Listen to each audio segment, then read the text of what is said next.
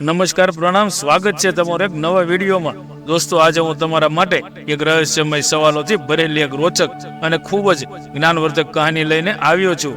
આ કહાનીમાંથી તમને ખૂબ જ જાણવા જેવી માહિતી મળવાની છે, તો તમને વિનંતી છે કે આ કહાનીને અંત સુધી ધ્યાનથી સાંભળશો, તો જ તમને આ કહાનીનો સાર સમજાશે। અને કહાની શરૂ કરીએ એ પહેલા કમેન્ટ બોક્સમાં હર હર મહાદેવ લખવાનું ભૂલતા નહીં। અને કહાની પસંદ આવે તો લાઈક, શેર અને નવા હો તો ચેનલને સબસ્ક્રાઇબ અને અમને ફોલો જરૂરથી કરજો। તો ચાલો શરૂ કરીએ આજની કહાની। એક નગરમાં એક રાજા રહેતો હતો। આ રાજા ખૂબ જ બુદ્ધિમાન અને ન્યાયપ્રિય રાજા હતો। તેમના 4 પુત્રો હતા। ચારે રાજકુમાર જ્યારે પોતાની પરીક્ષા, શિક્ષા, દીક્ષા પૂર્ણ કરીને ગુરુકુળમાંથી ઘરે આવ્યા ત્યારે રાજાએ જોયું કે મારા દીકરાઓ હવે મોટા થઈ ગયા છે અને રાજકાજની જવાબદારી સંભાળવા લાયક બની ગયા છે, એટલે હવે મારે એના પ્રજા વચ્ચે મોકલવા જોઈએ, જેનાથી પ્રજાનું સુખ દુઃખ તેઓ સમજી શકે। કેમ કે રાજમહેલમાં રાજસી સુખોનું તેમનું પાલન પોષણ થયું છે, એટલે તેઓ હજી સુધી દિનહીન અને ગરીબોનું દુઃખ કેવું હોય તે જાણતા નથી, અને એ દુઃખને સમજવા માટે તેમને પ્રજા વચ્ચે મોકલવા જોઈએ। અને જ્યાં સુધી આ રાજકુમારો પ્રજા સાથે નહીં જોડાય ત્યાં સુધી પ્રજાની સમસ્યાઓ શું હોય છે એની તેને ખબર જ નહીં પડવાની। એ વાત પણ સત્ય છે કે જો કોઈ વ્યક્તિનું સ્વયંનું પેટ ભરેલું હોય અને બીજા બધાના પેટ ભરેલા દેખાય છે, બીજા બધાના દુખાવો અહેસાસ તો એને ત્યારે થશે જ્યારે દુઃખ ખુદ દુઃખી લોકોની વચ્ચે જઈને તેમના દુઃખનો અહેસાસ કરશે, એમની સાથે સમય વિતાવશે કે પછી પોતે ક્યારે એવા દુઃખ જોયા હોય। એવું જ વિચારીને રાજાએ એક દિવસ પોતાના 4 પુત્રોને પોતાની પાસે બોલાવ્યા અને કહ્યું કે પુત્રો, હવે તમારે રાજકાજ સંભાળવા માટે યોગ્ય બની ગયા છો અને જવાન પણ થઈ ગયા છો, એટલા માટે હું તમને પ્રજાના સુખ દુઃખ જાણવાનું કામ સોંપી રહ્યો છું। તમે પ્રજા વચ્ચે જઈને જુઓ કે કોણ સુખી છે અને કોણ દુઃખી। આપણે પ્રજા ખુશહાલ તો છે ને? આપણી પ્રજાને જીવન જીવવામાં કોઈ તકલીફ તો નથી પડતી ને? કોણ શું કરી રહ્યો છે અને કેવી રીતે રહી રહ્યો છે એ તમારે જાણવાનું છે। મિત્ર, હવે તો પિતાનો આદેશ મળતા જ 4 પુત્રો ઘોડા પર સવાર થઈને રાજ્યની 4 દિશાઓમાં જવા માટે નીકળી ગયા। પૂર્વ, પશ્ચિમ, ઉત્તર, દક્ષિણ 4 દિશાઓમાં એક એક રાજકુમાર પહોંચી ગયો। મોટો રાજકુમાર દક્ષિણ દિશા તરફ ગયો।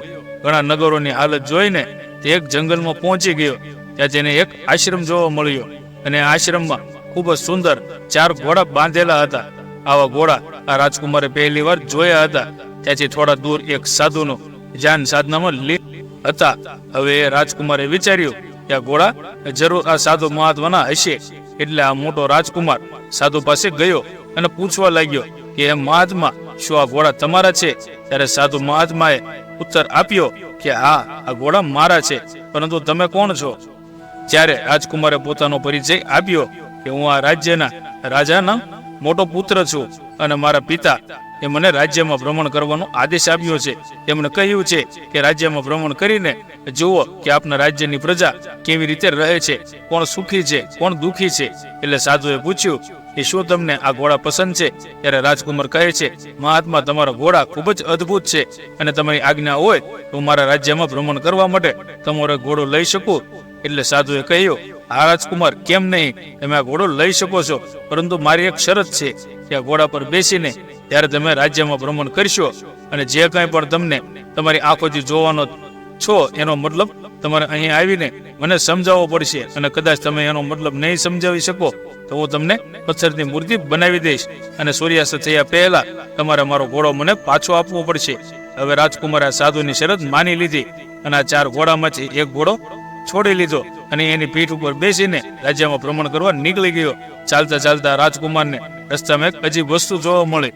તેમણે જોયું કે એક મોટા વૃક્ષ પર અમુક ફળો ટીંગાતા હતા અને અમુક જાદુઈ લાકડો એની રખવાળી કરતી હતી। હવે રાજકુમાર આ દ્રશ્ય જોઈને હેરાન થવા લાગ્યો, કેમ કે એમને આવી ઘટના પહેલા ક્યારે નહોતી જોઈ। એક મોટા વૃક્ષ પર આવા ફળો આવેલા છે અને અમુક જાદુઈ લાકડીઓ તેની 4 તરફ ફરીને એની રક્ષા કરી રહી છે। હવે આ દ્રશ્ય પોતાના મગજમાં યાદ રાખીને રાજકુમાર આગળ જવા નીકળ્યો। આખો દિવસ રાજ્યના નગરોનું ભ્રમણ કર્યું। જ્યારે સૂર્યાસ્તનો સમય થયો ત્યારે તે આશ્રમ પર આવવા માટે એ જ રસ્તે ચાલવા લાગ્યો જે રસ્તે તે ગયો હતો। આવતા સમયે જ્યારે તે વૃક્ષ પાસે આવ્યો જેના પર અજીબ ફળો લગાવેલા હતા, ત્યાં એમણે જોયું કે વૃક્ષ પર લગાવેલા ફળોની રક્ષા કરવા વાળી લાકડીઓ હતી એક જ લાકડી હોય અને દાંતરડા બનીને ફળોને કાપી રહી હતી। હવે રાજકુમાર વધારે આશ્ચર્યચકિત થઈ ગયો અને તરત જ ચાચી નીકળીને મહાત્મા પાસે આવ્યો અને આ ઘટના મહાત્માને જેને કહી સંભળાવી રાજકુમારના મુખેથી આ વાત સાંભળીને મહાત્માજી પૂછવા લાગ્યા કે રાજકુમાર, તમે આ દ્રશ્યનો શું અર્થ લગાવ્યો? મને એનો મતલબ જણાવો, અને કદાચ નહીં બતાવી શકો તો હું તમને પથ્થરની મૂર્તિ બનાવી દઈશ. હવે રાજકુમારને કઈ સમજાતું નહોતું કે તે આ દ્રશ્યનો શું અર્થ બતાવે. આખરે રાજકુમાર આનો મતલબ ન સમજાવી શક્યો, એટલે મહાત્માજીએ તેને પથ્થરની મૂર્તિ બનાવી દીધો. આ બાજુ જ્યારે સાંજના સમયે ત્રણેય રાજકુમાર રાજમહેલમાં આવી ગયા, પરંતુ મોટા રાજકુમારને પાછો આવેલો ન જોઈ ખૂબ ચિંતા કરવા લાગ્યા. રાજાને પણ ખૂબ ચિંતા થવા લાગી. બીજા દિવસે રાજાએ તેમના ત્રણેય પુત્રોને મોટા પુત્રને શોધવા માટે મોકલી દીધા. હવે આ રાજકુમારોને ખબર હતી કે એમનો મોટો ભાઈ દક્ષિણ દિશામાં ગયો છે, એટલા માટે આ ત્રણેય રાજકુમાર દક્ષિણ દિશામાં જવા નીકળી ગયા. શોધતા શોધતા આ ત્રણેય આશ્રમ પર પહોંચી ગયા. ત્યાં પહોંચીને તેમણે જોયું કે તે ત્યાં એક પથ્થરની મૂર્તિ હતી, જે ઊભો એમના ભાઈ જેવી લાગતી રહી હતી. આ જોઈને તેમણે મહાત્માજીને પૂછ્યું, એ મહાત્મા, આ મૂર્તિ કોની છે? અમારા મોટા ભાઈ પણ આ મૂર્તિ જેવા જ હતા, અને કાલે અમે ચારેય ભાઈઓ પ્રજાની હાલત જાણવા નીકળ્યા હતા. સાંજ પડતા અમે ત્રણેય ઘરે પહોંચી ગયા, પરંતુ અમારા મોટા ભાઈ ઘરે નથી આવ્યા. હવે આ રાજકુમારોની વાત સાંભળીને મહાત્મા કહેવા લાગ્યા કે એવી વાત છે કે શું આ તમારો ભાઈ હતો જેને મેં પથ્થરની મૂર્તિ બનાવી દીધો છે? એટલે રાજકુમારે પૂછ્યું, એ મહાત્મા, તમે મારા ભાઈને એવું શું અપરાધ કર્યો હતો કે તમે એને પથ્થરની મૂર્તિ બનાવી દીધો? ત્યારે મહાત્માજી આખી વાત જણાવી કે તમારો ભાઈ એક ઘટનાનો મતલબ ન સમજાવી શક્યો, એટલે મેં એને પથ્થરની મૂર્તિ બનાવ્યો છે. કેમ કે તેમણે મારી પાસેથી એક ઘોડો માગ્યો હતો, પરંતુ મારી એવી શરત હતી કે તો ઘોડા પર બેસીને જે કંઈ જોઈને આવવાનો છો એનો મતલબ મને જણાવવો પડશે, અને કદાચ નહીં સમજાવી શકે તો હું તમને પથ્થરની મૂર્તિ બનાવી દઈશ. એટલા માટે એને પથ્થરની મૂર્તિ બનાવી દીધો છે. અને હવે તમે તમારા ભાઈઓને પાછો પથ્થરમાંથી મનુષ્ય બનાવવા માંગો છો તો તમે પણ મારા ઘોડા પર સવાર થઈને ભ્રમણ કરવા નીકળી જાઓ, અને તમે આ ઘોડા પર સવાર થઈને જે કંઈ દ્રશ્ય જુઓ છો એમાંથી સૌથી અદ્ભુત દ્રશ્ય હોય એ મને આવીને કહેવું પડશે. અને કદાચ તમે એનો મતલબ નહીં સમજાવી શકો તો તમને પણ પથ્થરની મૂર્તિ બનાવી દઈશ, અને કદાચ તમે એનો સત્ય મતલબ સમજાવી શકશો તો હું તમારા ભાઈને મનુષ્ય બનાવી દઈશ. મિત્રો, હવે પોતાના ભાઈને મનુષ્ય બનાવવાના ઉદ્દેશથી આ ત્રણેય ભાઈ મહાત્માજીને એક એક ઘોડો લઈને ત્રણેય દિશામાં જવા નીકળી ગયા. ચાલતા ચાલતા રાજકુમારે રસ્તામાં એક અદ્ભુત ઘટના જોઈ. એમણે જોયું કે એક મોટું તળાવ છે, જે તેનાથી નાના નાના તળાવોને પોતાના જળથી ભરી રહ્યું છે. અને સાંજ સુધીમાં તો આ નાના નાના તળાવોને ભરતા ભરતા મોટું તળાવ સ્વયં ખાલી થઈ ગયું.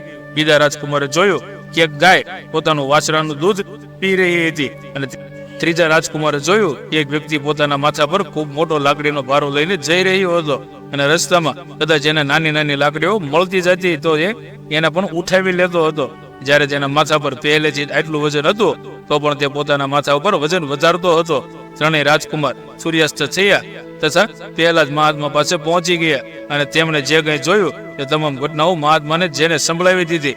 હવે મહાત્માજી કહેવા લાગ્યા કે તમે ઘટનાઓ તો જણાવી દીધી, પરંતુ હવે એનો મતલબ સમજાવો, નહીતર હું તમને પણ પથ્થરની મૂર્તિ બનાવી દઈશ.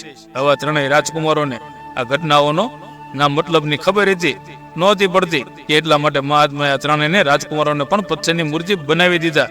હવે સાંજે આ રાજકુમારો જ્યારે ઘરે ન પહોંચ્યા એટલે રાજા વધારે ચિંતામાં પડી ગયો, અને બીજા દિવસે રાજા ખુદ પોતાના મંત્રીને લઈને તેમના પુત્રોને શોધવા માટે નીકળી ગયો. શોધતા શોધતા તે પણ આ મહાત્માના આશ્રમે પહોંચી ગયો. ત્યાં પહોંચીને તેમના 4 પથ્થરની મૂર્તિઓ જોઈ, જે તેમના પુત્રો જેવી જ હતી. આ જોઈને રાજાએ સાધુ મહાત્માને પૂછ્યું કે મહાત્મા, હું આજ રાજ્યનો રાજા છું, અને હું મારા પુત્રોને શોધવા નીકળ્યો છું. મારા 4 પુત્રો 2 દિવસથી લાપતા છે, પરંતુ હું એ વાતથી ખૂબ જ સંદેહમાં છું કે આપના આશ્રમમાં આ 4 મૂર્તિઓ છે એ મારા પુત્રો જેવી જ લાગે છે. રાજાની વાત સાંભળીને મહાત્માજી બોલ્યા કે તો શું આ 4 તમારા પુત્રો હતા? એટલે રાજાએ કહ્યું, આ 4 મારા પુત્રો હતા. અને મહાત્મા, મારા પુત્રોથી એવો શું અપરાધ થયો કે તમે એને પથ્થરની મૂર્તિ બનાવી દીધા?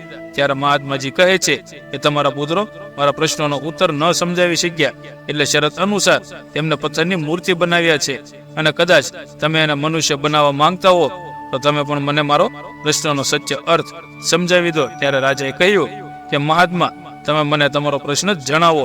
ત્યારે મહાત્માજીએ આ 4 ઘટનાઓ વિશે જણાવ્યું જે આ રાજકુમારોએ જોઈ હતી. ત્યારે રાજા બોલ્યા, એમ મહાત્મા, હવે આ ઘટનાઓનો અર્થ હું તમને સમજાવું છું. મિત્રો, વિડીયો ધ્યાનથી સાંભળજો. મારા મોટા પુત્રએ જોયું કે વૃક્ષ પર ઘણા બધા ફળો લગાવેલા હતા, જેની રખવાળી લાકડીઓ કરી રહી હતી. અને ત્યારબાદ એ જ લાકડીઓ દાંતરડા બનીને તેને કાપી રહી હતી. એનો અર્થ એ છે કે આ એવા લોકો માટે કહેવાયું છે જે રક્ષક થઈને પોતાનાથી નાના અથવા પોતાના ચરણમાં આવેલા લોકોનું રક્ષણ કરે છે. એટલે કે મનુષ્ય વિપત્તિમાં અથવા તો ગરીબી લાચારી આવાથી પોતાની કોઈ કિંમત વસ્તુ કે કોઈ પૈસાવાળા શેઠને પાસે ગીરવે મૂકે છે તો આજકાલના લોકોની દાનત ખરાબ હોવાથી એ વસ્તુને પચાવી લે છે. બીજી વાત, કદાચ એ વ્યક્તિએ વસ્તુને છોડાવી ન શકે તો પણ એને પડાવી લે છે. એટલે કે રક્ષક જ ભક્ષક બને છે અને એમની સુરક્ષા કરે છે, એ જ એનું ભક્ષણ કરે છે. એટલા માટે આ સંસારમાં એવા પણ લોકો છે જેના પર ભરોસો નથી કરી શકાતો. મારા બીજા પુત્રએ જોયું કે એક મોટું તળાવ નાના નાના તળાવોને ભરતા ભરતા પોતે ખાલી થઈ ગયું. આ ઘટના એવા લોકો તરફ ઈશારો કરે છે જે દયાવાન અને પરોપકારી હોય છે. દુનિયામાં એવા પણ લોકો છે જે સ્વયં કષ્ટ સહન કરીને બીજા લોકોની મદદ કરે છે, ભૂખ્યાઓને ભોજન કરાવે છે, ખુદ ભૂખ્યા રહી જાય છે, પરંતુ પરોપકારી વ્યક્તિ ક્યારે પોતાના વિશે વાત નથી વિચારતો અને સંધ્યાની તેમજ દુખ્યાઓને સહાયતા કરવામાં લાગેલો રહે છે. હવે રાજાએ કહ્યું કે મારા ત્રીજા પુત્રએ એ જોયું હતું કે એક ગાય તેમના વાછરું દૂધ પી રહી હતી. આ વાત એવા લોકો તરફ વિચારો કરે છે કે જે લોકો પોતાની પુત્રીની કમાણી ખાય છે, કન્યા વિક્રય કરે છે, દીકરીઓ પાસે ખોટા કામો કરાવે છે અને એનાથી મળવા વાળા ધનથી પોતાનું પેટ ભરે છે. આવા મા બાપને ધિક્કાર છે. કન્યા વિક્રય કરવા વાળા મા બાપનું નિશ્ચિત રૂપથી નરકમાં પડે છે. હવે રાજા કહે છે કે મહાત્મા મારા ચોથા પુત્રએ જે જોયું, એક વ્યક્તિ લાકડીઓના એક મોટો ભારો માથા પર લઈને જઈ રહ્યો હતો, તો પણ રસ્તામાં મળવા વાળી લાકડીઓને ઉઠાવી લેતો. આ ઘટના સ્વાર્થી લોકો તરફ ઈશારો કરે છે કે એમનું પેટ કદાચ ગમે એટલું ભરેલું હોય તો પણ તેમને ખૂબ ભૂખ રહે છે. અમુક લોકો પાસે ઘણું બધું ધન હોય છે તો પણ એવા લોકો ગરીબોનું પેટ કાપીને પોતાનું પેટ મોટું કરતા રહે છે. કોઈ સરકારી કર્મચારી અથવા અધિકારી જેને સરકાર તરફથી પોતાના કામ માટે પર્યાપ્ત ધન આપવામાં આવે છે, છતાં પણ તેઓ લોકો પાસેથી રિશ્વત માંગવાનું છોડતા નથી અને આવા લોકો જીવન પર લાચાર અને ગરીબોનું ધન લૂંટતા રહે છે. જેની પાસે જેટલું વધારે ધન હશે તેમને ધન માટે એટલી જ વધારે ભૂખ હશે. આવા લોકો પોતાનું ધનનું શુભ કર્મોમાં તો નથી લગાવતા, પરંતુ એમની તૃષ્ણા અને સંતુષ્ટિ થવા દેતી નથી. જેટલો મોટો ધનવાન હશે એટલો જ વધારે અસંતુષ્ટ હશે. મિત્રો, હવે મહાત્માજી રાજાના મુખથી આ ઘટનાઓનો સત્ય અર્થ સાંભળીને ખૂબ પ્રસન્ન થયા. એટલે તેમના ચારેય રાજકુમારોને ફરીથી મનુષ્ય બનાવી દીધા. ત્યારબાદ રાજા પોતાના પુત્રો સાથે મહેલમાં આવ્યો અને આનંદથી પોતાનું રાજ સંભાળવા લાગ્યો. મિત્રો, આ કહાનીમાં તમને કેવી લાગી તે કમેન્ટ કરીને જરૂર જણાવજો અને પસંદ આવી હોય તો વિડીયોને લાઈક, શેર અને નવા હો તો ચેનલને સબસ્ક્રાઈબ અને અમને ફોલો જરૂરથી કરજો. હર હર મહાદેવ. જય શ્રી કૃષ્ણ.